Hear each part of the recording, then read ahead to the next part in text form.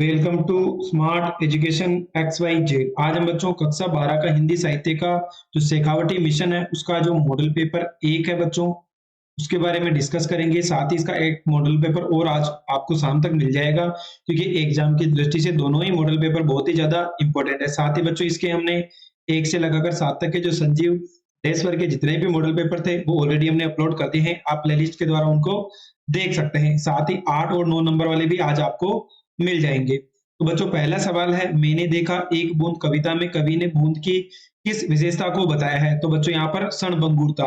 दिशा कविता का संबंध है, तो बच्चों वो किससे है? दिशाओं से। पद तुलसी की कौन सी रचना से लिए गए हैं? तो बच्चों वो हो जाएगा कवितावली। गांधी नेहरू यासेर अराफात पाठ की विद्या क्या है? तो बच्चों वो हो जाएगी सहसंवरण। जागरूक जनता के प्रतीक कौन कौन है? तो बच्चों यहाँ पर खेराती, रामू और छिद्दू। जहां कोई वापसी नहीं, निर्मल वर्मा द्वारा रचित यात्रा वृतांत किस ग्रह से लिया गया है? तो बच्चों यहाँ पर होगा हमारा धुंध से उठती धुंध। क्वेश्चन नंबर 7 है, उल्टा पिरामिड शैली के भाग है, यानी हमें बताना है कि कौन सा है जो इसका भाग है। तो बच्चों यहाँ पर सभी क्या हो जाएंगे? इसके भाग है, यानी इंट्रो भी है, बॉडी भी और समापन भी। भारतीय परंपरा में नाटक किस प्रकार का काव्य है? तो बच्चों वो दृश्य काव्य है।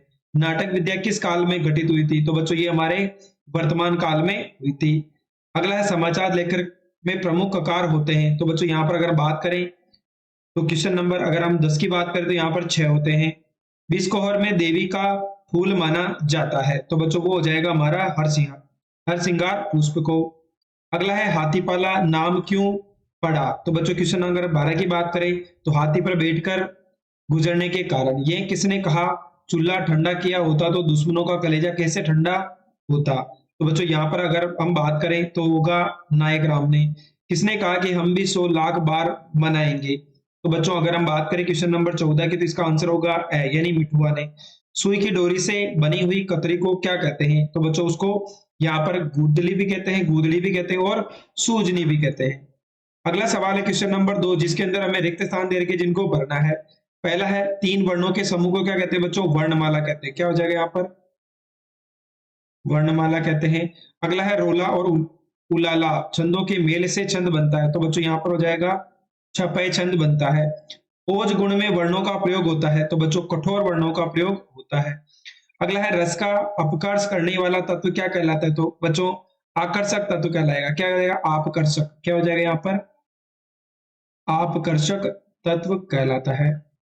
अगला है, विभावना अलंकार का उल्टा होता है, तो बच्चों विशेषोक्ति। क्या हो जाएगा? विशेषोक्ति जो अलंकार होता है वो क्या होता है बच्चों? अलंकार। विशेषोक्ति अलंकार है वो विभाजन अलंकार का उल्टा होता है। काव्य की शोभा बढ़ाने वाले उपादान को क्या कहा जाता है? तो बच्चों यहाँ पर अलंकार कहा जाता है। तो बच्चों क्वेश्चन नंबर अगर 2 के आंसर की बात करें तो आप यहाँ पर भी देख सकते हैं क्या क्या आंसर होगा। अगर बात करें पहले का आंसर होगा वर्णमाला, दूसरा छपय, तीसरा कठोर, आप कर सकता तो और विशेषोक्ति अलंकार और अलंकार हो जाएगा। क्वेश्चन नंबर 3 है बच्चों, जिसके अंदर हमें एक ध्यान दे रखा जिसको पढ़ना है और इसके आंसर देने हैं। जल ही जीवन है काव्य न केवल एक कहावत है बल्कि सच्चाई भी। पृथ्वी पर जीवन का आधार जल ही है। जल का उपयोग न केवल पीने के लिए बल्कि कृषि, उद्योग और घरेलू कार्यों में भी होता है, परंतु जल का दुरुपयोग प्रदूषण एक गंभीर समस्या बन गया है। कई स्थानों पर जल संकट गहराता जा रहा है। यदि जल का संरक्षण नहीं किया जाए तो आने वाली पीढ़ियों को भीषण जल संकट का सामना करना पड़ सकता है। इसलिए हमें जल संरक्षण के उपायों को अपनाना चाहिए, जैसे जल का उपयोग, वर्षा जल संग्रहण एवं जल प्रदूषण को रोकने के लिए सख्त कदम उठाने चाहिए। तो बच्चों इसके जितने भी क्वेश्चंस हैं उन सभी का हम आंसर देखने का प्रयास करते हैं। तो बच्चों पहला कि जल जीवन का आधार क्यों है? तो बच्चों जल जीवन का आधार क्योंकि पृथ्वी पर जीवन का अस्तित्व जल पर ही निर्भर है। यह न केवल एक कहावत है बल्कि सच्चाई भी है। दूसरा है कि जल का उपयोग किन किन कार्यों में होता है? तो जल का उपयोग पीने के अलावा कृषि, उद्योग और घरेलू कार्यों में भी होता है। जल संकट क्यों गहराता जा रहा है? जल का दुरुपयोग और प्रदूषण के कारण जल संकट गहराता जा रहा है। यदि जल का संरक्षण नहीं किया जाए तो क्या होगा? यदि जल का संरक्षण नहीं किया जाए तो आने वाली पीढ़ियों को भीषण जल संकट का सामना करना पड़ सकता है। क्वेश्चन नंबर 5 है, जल संकट से बचने के लिए कौन कौन से उपाय की अपनाने चाहिए? तो जल संकट से बचने के लिए जल का पुनः उपयोग, वर्षा जल संरक्षण, जल प्रदूषण रोकने के लिए सख्त कदम उठाने जाने चाहिए। प्रस्तुत गद्यांश का हमें उचित शीर्षक बताना है। तो प्रस्तुत गद्यांश का बच्चों उचित शीर्षक होगा जल ही जीवन है या जल के संरक्षण की आवश्यकता। अगला है क्वेश्चन नंबर 4 है बच्चों, यहाँ पर हमें एक पद्यांश दे रखा है जिसको पढ़ना है और उसके आंसर देने हैं। जीवन अमूल्य है, इसे व्यर्थ न गवाएं, सतर्कों का मार्ग अपनाओ, सत्य और धर्म की राह चलो, झूठ, लोभ और क्रोध से बचो, जो बोएगा वहीं पाओगे, संघर्षों से मत डरना, धैर्य रखो, जीवन को प्रेम और सेवा से सजाओ। तो इसके जितने भी क्वेश्चन है बच्चों, चलो एक एक करके सभी का आंसर देखने का प्रयास करते हैं, क्या क्या आंसर पूछे गए हैं। तो जीवन को किस प्रकार व्यर्थ न गंवाने की सलाह दी है। तो जीवन को सत्कर्मों को अपनाकर, सत्य और धर्म के मार्ग पर चलकर तथा प्रेम और सेवा में सजाकर व्यर्थ न गंवाने की सलाह दी गई है। सत्य और धर्म का महत्व क्यों बताया गया है। सत्य और धर्म का महत्व इसलिए बताया गया है क्योंकि ये धर्म को सही दिशा में और मनुष्य को अच्छा इंसान बनाते हैं। संघर्षों से डरने की बजाय क्या करना चाहिए। संघर्षों से डरने की बजाय धैर्य रखना चाहिए। जो बोएगा वही पाएगा का क्या अर्थ है। जो बोएगा वही पाएगा का मनुष्य जैसा कर्म करेगा वैसा ही फल मिलेगा। पद्यांश में झूठ, लोभ और क्रोध से क्यों बचने की कहा गया है। पद्यांश में झूठ, लोभ और क्रोध से बचने को कहा गया है क्योंकि ये नकारात्मक भावनाएं जो मनुष्य को गलत रास्ते पर ले जाती है। प्रत्युत पद्यांश का शीर्षक क्या है। तो बच्चों इसका शीर्षक होगा जीवन का महत्व या जीवन के मूल्य। क्वेश्चन नंबर अगर 5 की बात करें तो बच्चों यहाँ पर बोला है, डेले चुन लो कहानी का प्रतीकात स्पष्ट कीजिए। तो बच्चों यहाँ पर ये निबंध लोक जीवन में व्याप्त अंधविश्वासों जो हमारे समाज की गहन एवं गंभीर समस्या है। लेखक का मत है कि अभी सत्य को ही सत्य मानना चाहिए। कहानी में लेखक ने शेर को किसका प्रतीक माना है, ये हमें बताना है। तो बच्चों कहानी में शेर को लेखक ने शासन सत्ता का प्रतीक माना है। सत्ता अहिंसक और सह अस्तित्ववादी होने का दावा करती है, उसे भ्रम फैला रखा है कि वह जनता की हित चिंतक है। इसी कारण जनता उस विश्वास करके उसकी बात मानती है। कुछ स्वार्थवशी उसका सहयोग करते हैं। सत्ता विरोध बर्दाश्त नहीं करते, विरोधी को ताकत के साथ कुचल देती है। जनहित के नाम पर अपना हित चाहती है। अपने स्वयं की कमजोरी या सीमाओं को पहचानने के बावजूद एक दुर्जय शक्ति या स्थिति को चुनौती देने की भावना व्यक्त करता है। अगला है कि मैंने निज दुर्बल पद बल पर उसे हारी होड़ लगाई। पंक्ति का भावार्थ स्पष्ट कीजिए। तो बच्चों अगर क्वेश्चन नंबर 8 की बात करें तो श्री राम ने अंधों की तुलना ऊंचे श्रवा नामक अश्व से की है, जिसकी सुंदरता आदित्य है और किसी अन्य अश्व से तुलना नहीं की जा सकती। यह तुलना उसकी सुंदरता और विशिष्टता को दर्शाने के लिए की गई है। श्री राम के अश्वों की तुलना किससे की गई है और क्यों। तो बच्चों ये हमने क्वेश्चन नंबर 8 का आंसर हो गया। क्वेश्चन नंबर 9 है, किस घटना के कारण सूरदास की बदनामी होती है। तो बच्चों भैरव की पत्नी सुभागी भैरव की मार के डर से सूरदास की झोपड़ी में छिप जाती है और सुभागी को मारने भैरव सूरदास की झोपड़ी में घुस जाता है, किंतु सूरदास के हस्तक्षेप से वह उसे मार नहीं पाता। इस घटना को लेकर पूरे मोहल्ले में सूरदास की बदनामी हो जाती है। अगला है गणानंद। अगला है डग डग रोटी पग पग नीर। ये पंक्ति किसके बारे में कही गई है और क्यों कही गई है। तो बच्चों चलो पढ़ लेते हैं। डग डग पग पग नीर यह उक्ति मालवा क्षेत्र में के बारे में कही गई। इसका अर्थ है कि मालवा में हर कदम पर भोजन और पानी उपलब्ध है। यह उक्ति मालवा की समृद्धि और संपन्नता को दर्शाती है। प्राकृतिक संसाधन प्रचुर मात्रा में उपलब्ध थे। प्राचीन समय में मालवा में पानी की उपलब्धता बहुत अच्छी थी और भोजन की आसानी से मिल पाता था, इसलिए यह उक्ति मालवा की विशेषता बताने के लिए प्रस्तुत हुई। हालांकि समय के साथ वृक्षों की कटाई और अन्य कारणों से मालवा अब पहले जैसी स्थिति में नहीं रहा है। अगला क्वेश्चन नंबर 11 की बात करें तो यहाँ पर बोला गया है कि बच्चों क्वेश्चन नंबर की अनियोक्ति अलंकार को उदाहरण से ही समझाइए। तो जहां अप्रस्तुत उपमान के द्वारा वस्तु उपपत्ति का बोध कराया जाए वह अनियोक्ति अलंकार होता है। अर्थात अप्रस्तुत प्रशंसा में प्रस्तुत या अभिष्ट अर्थ का प्रत्यक्ष कथन नहीं किया जा सकता। प्रस्तुत के स्थान पर अप्रस्तुत का कथन किया जाता है, उसे अर्थ प्रस्तुत का ही लिया जाता है। जैसे रईमन धागा प्रेम का, मत छोड़ो चिटकाए, टूटे से फिर ना मिले, मिले गांठ पड़ जाए। अगला गणानंद और निर्मल का साहित्यिक परिचय दीजिए। यानी बच्चों दोनों में से हमें किसी एक कवि के बारे में इनका परिचय देना है। तो पहला है गणानंद का जन्म 1673 ईस्वी में। वे रीतिकाल की रीतिमुक्त काव्य धारा के प्रतिनिधि कवि थे। गणानंद मूलतः प्रेम की पीड़ा के कवि है। वियोग वर्णन में उनका मन अधिक रमा है। उनकी रचनाओं में प्रेम का अत्यंत गंभीर एवं निर्मल आवेग में है, व्याकुल कर देने वाला उदात रूप हुआ है, इसलिए उन्हें साक्षात रस मूर्ति कहा गया। उनकी कविता में लाक्षणिकता, वक्रोक्ति, वाग विदग्धता के साथ अलंकारों का कुशल प्रयोग है। गणानंद की भाषा परिष्कृत तथा साहित्यिक ब्रज भाषा है। प्रस्तुत में ब्रज भाषा प्रेरणी नई सर्वजनात्मक काव्य भाषा के प्रेरणादार भी है। उनकी रचनाएं सुजान सागर, विरह लीला, कृपाखंड, निबंध, रसकेली, बल्ली आदि है। अथवा का सवाल है निर्मल वर्मा। इनका जन्म हुआ था सन 1929 में शिमला हिमाचल प्रदेश में। प्रमुख कहानी संग्रह परिंदे, जलती जाड़े, 3 एकांत, पिछली गर्मियों में, कबे, काला पानी, बीच बहस में सूखा, अन्य कहानियां, वे दिन, लाल, टीन की छत, एक चितड़ा, सुख अंतिम अरण्य, रात का रिपोर्टर जैसे सीरियल तैयार किया गया उनके प्रसिद्ध उपन्यास है। हर बारिश में चिड़ों का चांदनी, धुंध से उठती धुंध के उनके यात्रा संस्मरण है। शब्द और समृद्धि कला का जोखिम ढलान से उतरते हुए निबंध संग्रह। पुरस्कार की बात करें तो साहित्य अकादमी पुरस्कार दिया गया था और निधन इनका 2005 के अंदर हो गया था। चलो बच्चों अगला सवाल है क्वेश्चन नंबर 13। कहानी किसे कहा जाता है? तो कहानी गद्य या पद्य में लिखी गई सुनाई जाने वाली एक सरल कथा होती है, चाहे वे काल्पनिक हो या सत्य। ये अक्सर किसी अनोखी, अद्भुत या अलौकिक घटना या व्यक्ति पर केंद्रित होती है। कहानी में आमतौर पर एक शुरुआत, मध्य में और अंत में इससे पात्र, घटनाएं और संवाद सम्मिलित होते हैं। कहानी के 8 काल होते हैं। थीम हो गया, कथानक, पात्र, सेटिंग, संघर्ष, दृष्टिकोण, स्वर और शैली। क्वेश्चन नंबर 14 है, प्रमुख जनसंचार माध्यमों के नाम लिखिए और प्रिंट माध्यमों की कोई 2 विशेषताएं बताइए। तो बच्चों प्रमुख संचार माध्यम कौन कौन से हो गए? अखबार और पत्रिकाएं, टेलीविजन, रेडियो, इंटरनेट और सिनेमा। प्रिंट माध्यम की 2 विशेषता, एक तो स्थायी। प्रिंट माध्यम में जानकारी लंबे समय तक सुरक्षित रहती है, जिससे इसे बार बार पढ़ा जा सकता है। दूसरा है कि विश्वसनीयता। प्रिंट माध्यम को आमतौर पर अधिक विश्वसनीय माना गया है क्योंकि इसमें छपने से पहले जानकारी की जांच की जाती है। मीडिया की भाषा में बीट का क्या तात्पर्य है? तो खबरों की कई तरह की होती है, राजनीतिक, आर्थिक, अपराध, खेल, फिल्म, कृषि, विज्ञान या किसी भी विषय से जुड़ी हुई। संवाददाताओं के बीच काम का विभाजन जब उनकी दिलचस्पी और ज्ञान को ध्यान में रखकर किया जाए तो इसे बीट कहा जाता है। क्वेश्चन नंबर अगर 16 की बात करें तो कन्ये गत कर्मों का अर्पण कर करता है, मैं तेरा तर्पण। उक्त कथन में छिपी कवि की वेदना को स्पष्ट कीजिए। अथवा का सवाल है, सही प्रीति अनुराग बखाने तिल तिल नूतन होय, पंक्ति का काव्य स्पष्ट कीजिए। तो चलो बच्चों इसके दोनों क्वेश्चन से दोनों के आंसर देख लेते हैं। पहले की बात करें तो कवि की यह पंक्ति, कन्ये गत कर्मों का अर्पण कर करता मैं तेरा तर्पण, निराला जी की कविता सरोज समृद्धि से ली गई, जिसमें एक पिता की अपनी बेटी सरोज के प्रति गहरा प्रेम, पश्चाताप और विवशता झलकती।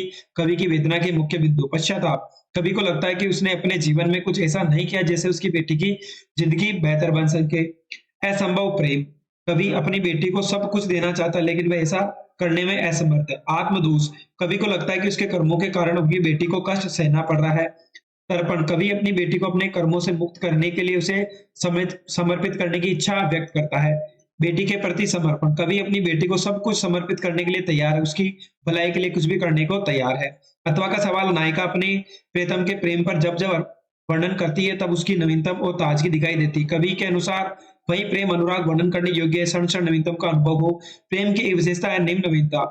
इसी प्रकार जिस प्रीति में कभी पुनरापन न आए वे सदैव नई नई सी लगे, वह प्रीति बखाने परिवार के बंटवारे और समाप्त होने योग्य मानवीय चित्रों का भी किया गया है।